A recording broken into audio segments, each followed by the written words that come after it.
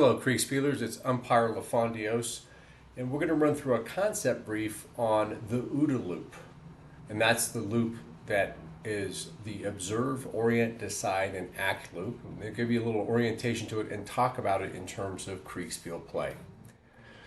The history is that the OODA Loop as a concept was invented by a U.S. Korean War fighter pilot and later fighter advocate named Colonel John Boyd.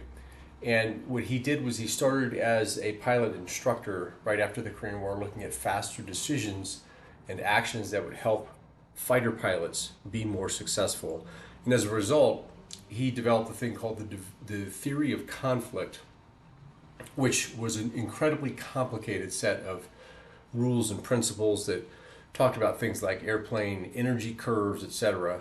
But ultimately it was designed for success in any conflict situation. And one of the basic ideas was that if two competing or conflicting opponents have competing decision loops or decision cycles, you'll hear them sometimes talked about as decision cycles, OODA loops, or Boyd cycles. It's all the same thing. And the idea is that both sides observe the situation. They may have different perspective, obviously, based on their location, but they're observing situation, and then they orient to the situation based on what they think is happening, and that's usually an interpretation of the observed facts. They make a decision about what they're going to do, they take action, then they observe. So if the loops are actually matched, the actions from both sides are somewhat matched, and so you see a kind of punch counter punch going on, and both sides are essentially equal in their loops. So let's take an example of that from what we would see in Kriegsspiel as an example.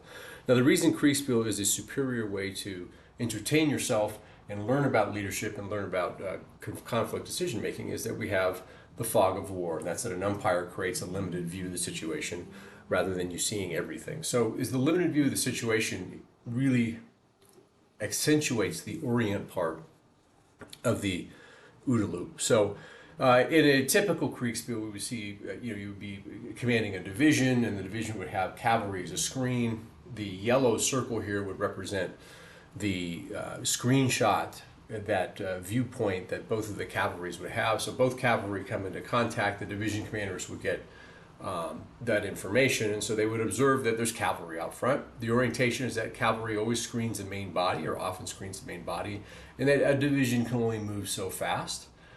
So they both decide to attack, and they deploy to attack, one moving to the north, one coming down from the south. So this would be an example of two equal loops. They both see the cavalry, they both determine that there's a division nearby, they both make the decision to attack, and then there's a big attack in the middle. And you see this a lot in Kriegsspiels that we play because there's a very straightforward decision cycle going on. So what Boyd said, and what has certainly been talked about since he invented some of these ideas, was you don't necessarily attack the enemy's forces, you attack their decision cycle or attack the loop. And the way you do that is you shrink your loop, in this case will be blue, so that you observe, you orient, make a decision faster than the other side, and then your actions are faster than the other side, while you try to actually increase the size of their loop. So in this case, you would do things in your decision cycle that would try to actually have them become confused by what's going on in the situation. And so what happens eventually is that goes so long that you collapse their loop. And in fact, you're moving and deciding and acting so quickly that all they really have time to is observe you do something, and then they try to figure out what's going on, and then they observe you doing something and try to figure out what's going on, and they never really make any decisions nor take any actions. And we actually see this on the Kriegsspiel board at times when a commander is just so flummoxed by what's happening, where you hear it in the after action report where they say, I had no idea what was going on. That's an example of a collapsed decision loop. So let's take an example and talk about really how this would play out in our Kriegsspiel. So let's take that same map, and let's say that in this case, our cavalry, because we're going to be the blue in this case, the blue cavalry comes in from the west, and that division commander in the red has the screenshot view of the map battlefield, which is that yellow circle. And so therefore, the enemy, the red commander would observe that cavalry. They would orient in the same way that they ordinarily do, and say cavalry always screens the main body. They would make the decision to move to attack that main body, which now would appear to be to the northwest. And then they would probably deploy to the northwest, just assuming that the cavalry is screening our division. right? So let's say in this case that immediately thereafter, in an unusually fast period of time, another cavalry force appears on the other side, and it appears to be another screening cavalry. There's nothing unusual about it or different that would indicate for any reason that that's not just another screening cavalry. In this case, that red commander now is trying to figure out what's going on, because he's looking and saying, I just saw cavalry to the northwest. I'm now seeing cavalry to the northeast. What's happening? There's another cavalry. If the orientation of that commander is cavalry always screens the main body, are there two main bodies? So there's two cavalries. Is there one main body? It's to the east or it's to the west? And so it brings up a lot of questions. And so the decision that that commander is probably going to take is, I have to figure out what's going on here before I move my forces, because my division is going to move so fast. So it's likely they would say something like, recon out and figure out where the enemy division is, and so they wouldn't move the main body. In this case, you've tightened your loop and grown their loop by doing the following. You split your cavalry in two.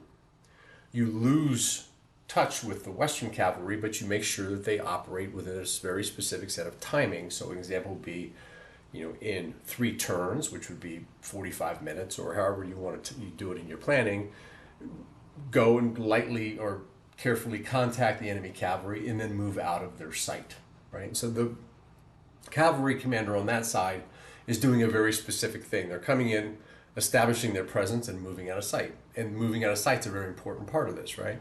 And then your second cavalry, who the main body of the division is closer to, then does the same thing and presents that conflicting piece of information. But in this case, you've tightened your loop because your division is close to that cavalry and can get a report back. So that's your real main effort, is on the right, because you've moved your division over. So you've presented a larger loop for the enemy, and that is that you've presented 2 different cavalry forces, which can be kind of confusing, and you've shrunk your own loop by remaining closer to that one cavalry on the east. And that's an example of something you'd actually see in a Kriegsspiel, where you would shrink your loop and grow their loop. And if we go back to the idea of a collapsed decision cycle, if you do that enough, the enemy will just not even know what to do, and they'll be trying to figure out what's going on, and you'll be able to act with impunity.